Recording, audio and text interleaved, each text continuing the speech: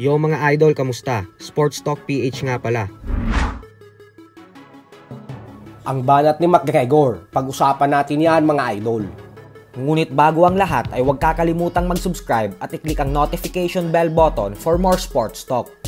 So nitong nakalipas na linggo nga lamang po kung saan lumaban ang tatlong bigating boksingero na sila Dimitri Bivol, Deontay Wilder at Anthony Joshua sa iisang boxing event sa Saudi Arabia, ay nahuli ng kamera ang UFC superstar and former 2-division champion Conor McGregor.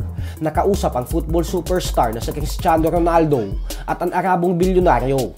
At dito nga po ay direktang sinabihan ni McGregor ang Arabong bilyonaryo na sana daw ay gawin nito ang mega showdown sa pagitan niya at ng ating pambansang kamao Manny Pacquiao sa mismong Saudi Arabia ngayong taon.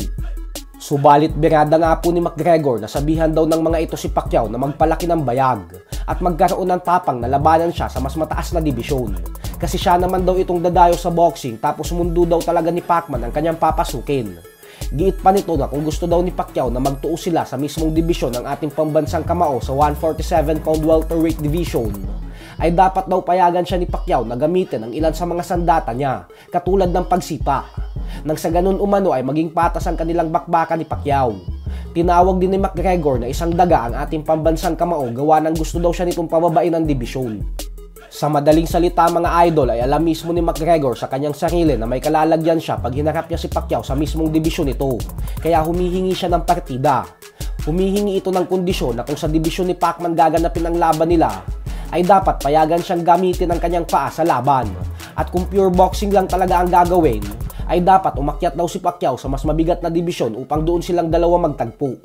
Matatandaan natin na nagkita ang dalawang legends na ito nitong buwan ng October lamang sa Saudi Arabia, kung saan nakita pa ito sa kamera na nag-uusap. Bukod dyan ay napakabait ni McGregor sa mga oras na ito, kung saan hindi ito nagtatrash talk, at bagkus nagpapakita pa ng napakataas na respeto sa nag-iisang 8th Division World Champion ng boxing. Pero ngayon na wala sa harap niya si Pacquiao, ay kung ano-ano ang pinagsasasabi nito patungkol sa ating fighting senator. Pero ganun pa man nga po ay malabo pa pong mangyari ang mega showdown nilang dalawa sa lalong madaling panahon. Lalo pat nakatakda ng lumaban si Pacquiao sa April 20 kontra sa Muay Thai and Kickboxing legend Boacau Bancamek para sa bakanteng WBC Legends belt. Bukod dyan ay sinabi na din mismo ni Pacquiao na magtutuos daw sila ni Floyd Mayweather Jr. ngayong taon sa bansang Japan. Kaya naman wala pa talagang oras ang ating pambansang kamao para kay Conor McGregor.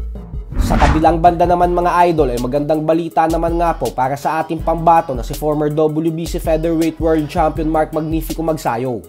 Ito po ay dahil sa latest update ng WBA sa World Rankings ng 130-pound Super Featherweight Division ay umabante na ito sa pampitong pwesto. Bukod dyan ay pampito din si Magsayo sa WBC Rankings, habang pan-13 naman sa WBO. Kaya naman hindi talaga malabo na makalaban ulit si Magsayo para sa isang world title fight sa lalong madaling panahon. Kailangan lang nitong maipanalo ang world title eliminator fight niya kontra sa mga kapwa contenders upang magkaroon ng pagkakataon na makabalik ulit siya sa tuktok ng boxing. So hanggang dito na lang po muna tayo mga idol. Sports Talk PH, kakaiba ang laban ng mga